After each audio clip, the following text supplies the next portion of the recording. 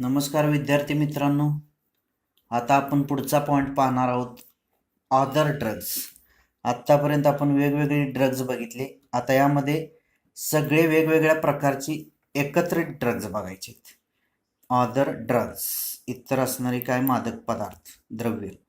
First point, drugs like barbiturates, amphetamines, benzodiazepines, नंतर lysergic acid diethylamides LSD and other similar drugs normally used as medicines to help patients for mental illness like depression and insomnia. ही इतर जी drugs सांगितलेली आहेत, नावं काय आहेत?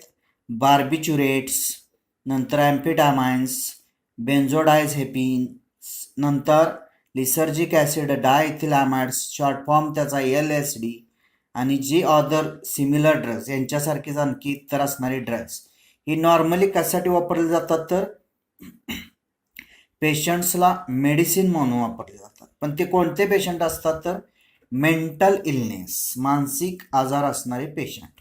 मग त्यांना काय झालेलं असतं? शक्यतो डिप्रेशनमध्ये असतात, नैराश्य, इन्सोमनिया, निद्रानाश ज्यांच्यामध्ये झालेला असतो, अशांच्यासाठीही वरील सांगितल्याप्रमाणे ड्रग्ज वापरली जातात. म्हणजेच first point, drugs like barbiturates, amphetamines, benzodiazepines, नंतर lysergic acid diethylamides LSD and other similar drugs normally used as medicines to help patients for mental illness like depression and insomnia. Next, second point, morphine is very effective sedative and painkiller, and it is very useful in patients who have undergone surgery. Morphine हे सगळ्यात effective असणार. कशामध्ये effective? म्हणजे सेडेटिव्ह, उपशामक आहे. Pain killer म्हणजे वेदनाशामक आहे, चांगल्या प्रकारचं वेदनाशामक. ज्या पेशंटमध्ये सर्जरी झालेली असते अशा पेशंटला मॉर्फिन दिलं जातं, मॉर्फिन नावाचं ड्रग. म्हणजेच त्यामध्ये सेकंड पॉईंट काय आहे? Morphine is very effective sedative and painkiller. चांगल्या प्रकारचं ते उपशामक आणि वेदनाशामक असं मादक पदार्थ मॉर्फिन नावाचा आहे. दिला जातो कुणाला? तर it is very useful in patients who have undergone surgery. ज्यांच्यामध्ये ऑपरेशन्स, शस्त्रक्रिया झालेल्या आहेत असे जे पेशंट आहेत त्यांना मॉर्फिन दिलं जातं, कारण वेदना होऊ नये म्हणून.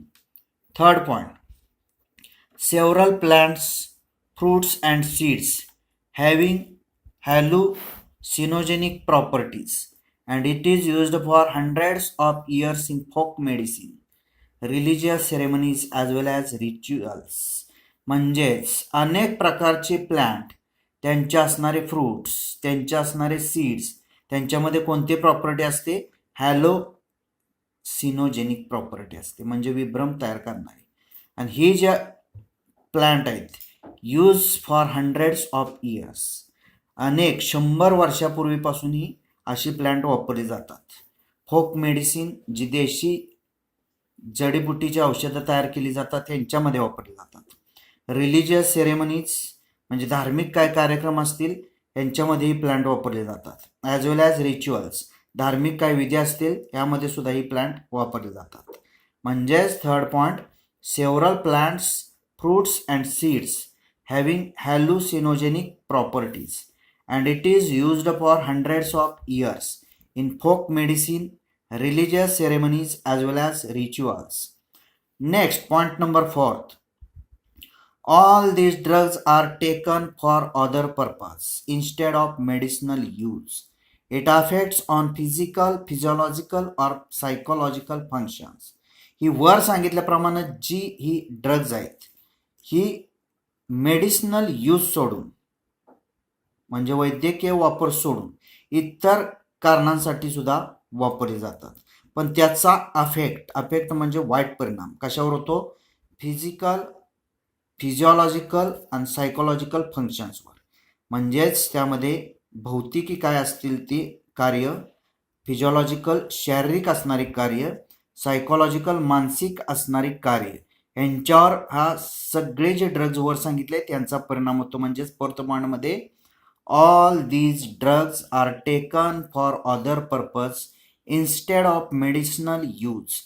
It affects on physical, physiological or psychological functions.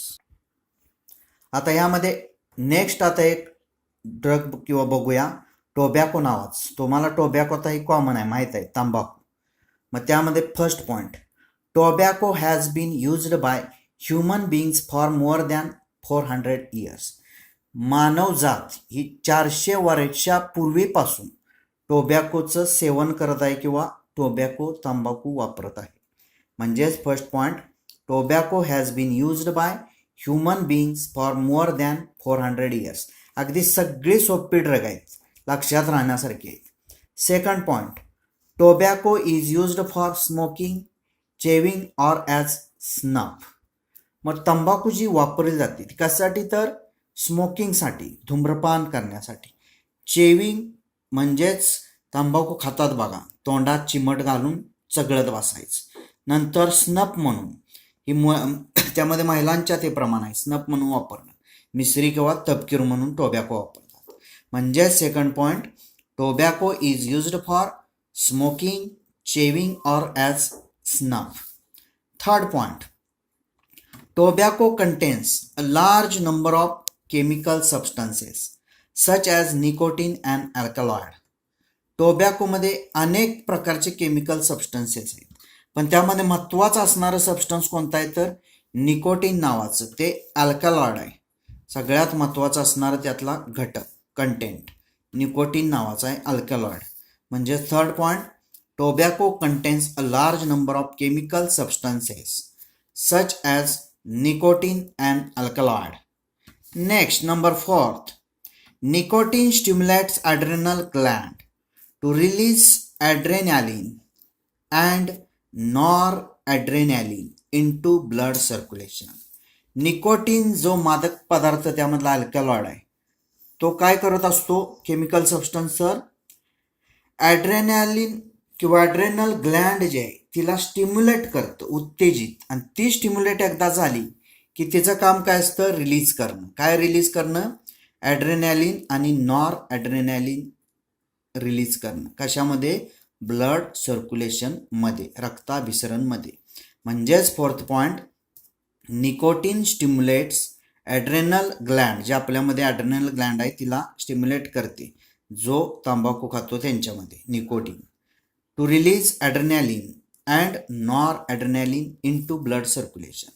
Next point, number 5, adrenaline and noradrenaline raise blood pressure and increase heart rate.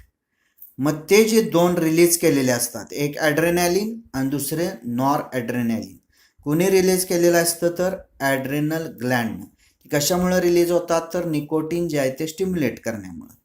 नंतर मग ते काय काम करतं, raise blood pressure and increase heart rate.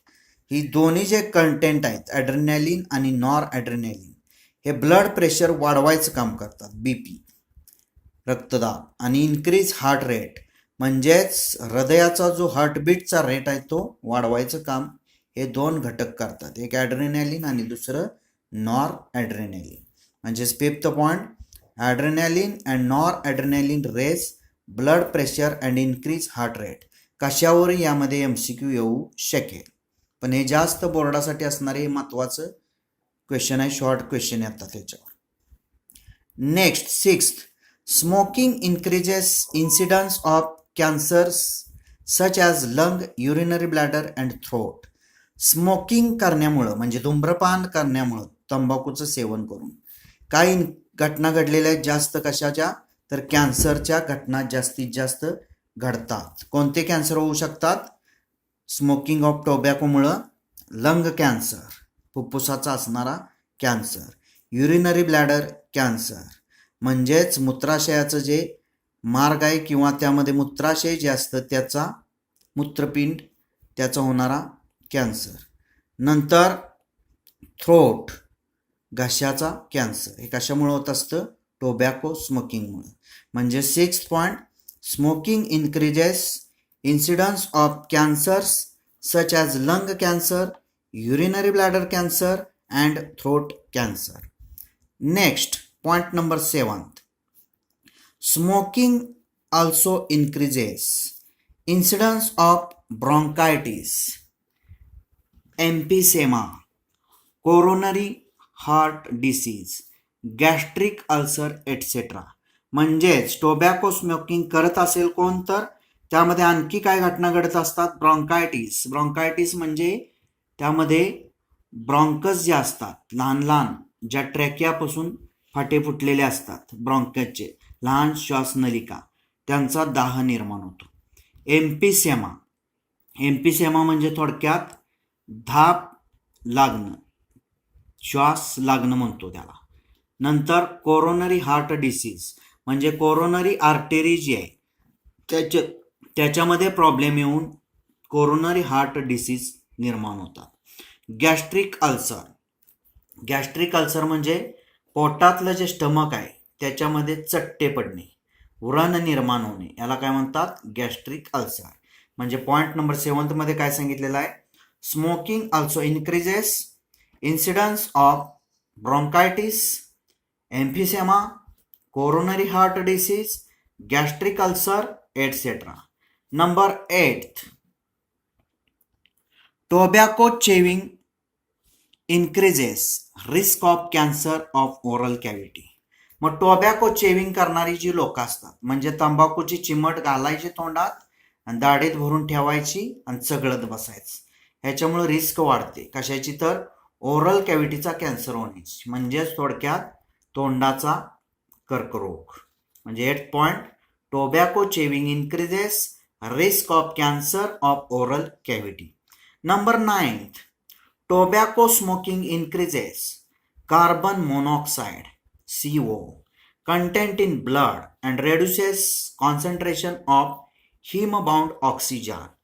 It causes oxygen deficiency in body. Tobacco smoking तंबाखूचं जे धूम्रपान आहे त्याच्यामुळे काय होत असतं, कार्बन मोनॉक्साईड जो आहे, जो नको असलेला कार्बन मोनॉक्साईड CO याचं कंटेंट ब्लडमध्ये जास्त प्रमाणात होतं आणि ते झाल्यामुळं काय होतं, रेड्युसेस कॉन्सन्ट्रेशन ऑफ हिमबाउंड ऑक्सिजन. म्हणजेच हिमोग्लोबिन आणि ऑक्सिजनचं जे बाउंडिंग असतं त्यांचं जे कॉन्सन्ट्रेशन असतं ते कमी करण्याचं काम कार्बन मोनॉक्साईड करत असतो. It causes oxygen deficiency in body. आणि त्याच्यामुळं काय होतं तर बॉडीमध्ये ऑक्सिजनची कमतरता किंवा अभाव निर्माण होतो.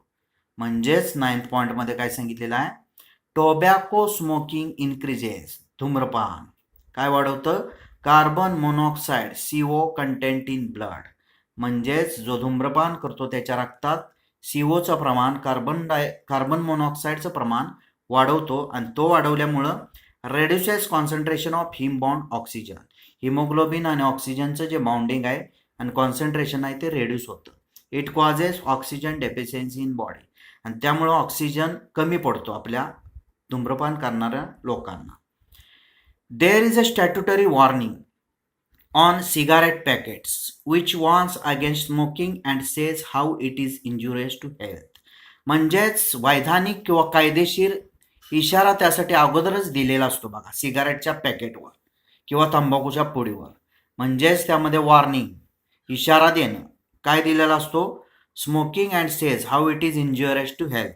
म्हणजेच tobacco chewing or smoking and injurious to health, धोकादायक असतं असा इशारा दिलेला असतो. म्हणजेच there is a statutory warning on cigarette packets which warns against smoking and says how it is injurious to health. Next, smoking is very prevalent in society both among young and old. आणि अशा उच्च दर्जाच्या काही society आहेत, समाज आहेत, तिथं young आणि ओल्ड यांच्यामध्ये प्रचलित अशी रूढच आहे स्मोकिंग करणं, त्यामुळं तिथं जास्त प्रमाणात स्मोकिंग होत असतं.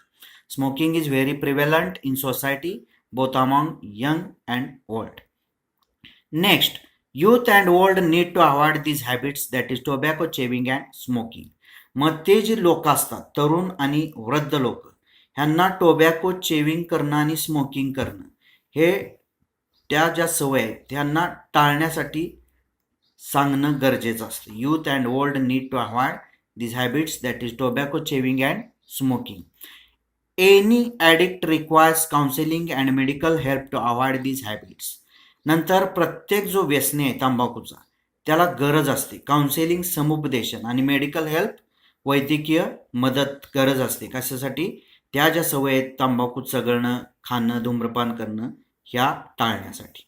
म्हणजेच any addict requires counselling and medical help to avoid these habits. धन्यवाद.